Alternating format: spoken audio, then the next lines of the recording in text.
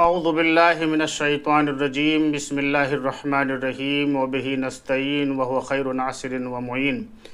وسیعلم الذین ظلموا ای منقلب ینقلبون۔ سورہ شورى آیت نمبر 227۔ آج ہم فضیلت فاطمہ زہرا مظلومیت کے آئینے میں اس موضوع کے ذیل میں آپ سے گفتگو کا شرف حاصل کریں گے۔ راہ حق پر چلنے والے جانتے ہیں کہ صلاۃ عشق کا وضو خون سے ہوتا ہے اور سب سے سچی گواہی خون کی گواہی ہوتی ہے۔ تاریخ کے حافظے سے بڑے بڑے شہنشاہوں کا جاہ و جلال، شوکت و حشمت سب کچھ مٹ جاتا ہے، لیکن شہید کے خون کی تابندگی کبھی مان نہیں پڑتی۔ خون کی سچائی ہمیشہ قائم و دائم ہے، لیکن اس کی آواز کانوں میں اس وقت آتی ہے جب قوموں کا ضمیر بیدار ہوتا ہے، اور یہی وجہ ہے کہ تاریخی واقعات و تجربات اس بات کی شہادت دیتے ہیں کہ دنیا میں جو لوگ بھی انتہائی ظالم و جابر گزرے ہیں، وہ اسی دنیا میں ہی اپنے عبرتناک انجام کو پہنچ گئے ہیں، اور جو ظلم انہوں نے دوسروں کے ساتھ روا رکھا تھا، وہی ظلم ایک دن ان کے ساتھ ہو کر رہتا ہے۔ گویا ظالم جو بوتے ہیں وہی کاٹتے ہیں، چونکہ قدرت کا یہ نظام ہے کہ جو دوسروں کی راہوں میں کانٹے بکھیرے گا،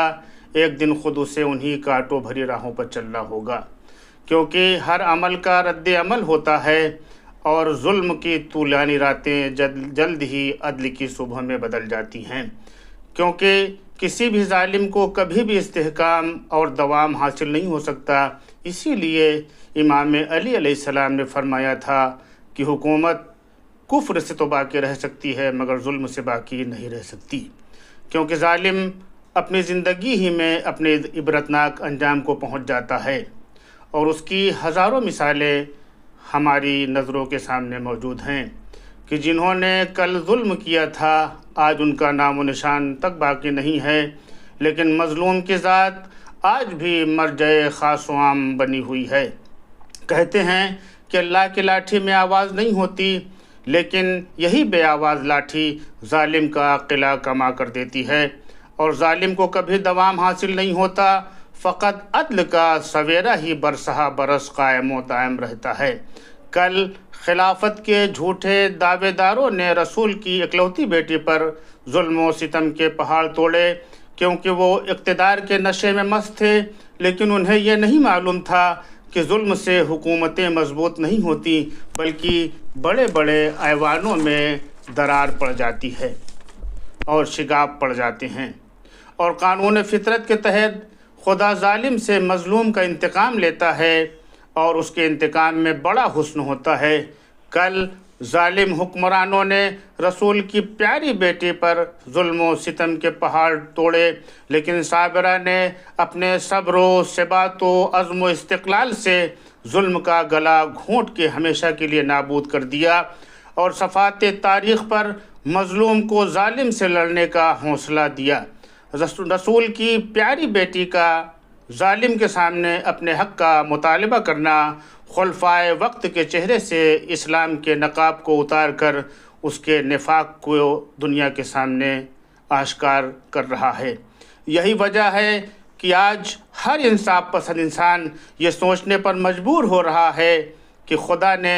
صدیقہ کے لقب سے جس کو نوازا تھا اس کو دربار میں جھٹلایا جا رہا ہے۔ یہی وجہ ہے کہ آج دنیا نے دیکھ لیا کہ ظالم کون تھا اور مظلوم کون تھا، اور ظلم کا نتیجہ کیا ہوتا ہے اور مظلوم کی شان کیا ہے۔ آج فاطمہ کی صدائے پاکیزہ ہمیں پکار رہی ہے کہ فاطمہ سے محبت کرنے والوں، فاطمہ کے کردار کو اپنے قول و عمل میں زندہ کرو، فاطمی کردار کو اپنا شعار بنا لو، اٹھو اور نفرتوں کے بت پاش کر دو، اور ظالموں کے منصوبوں کو خاک میں ملا دو۔ تاریخ کا رخ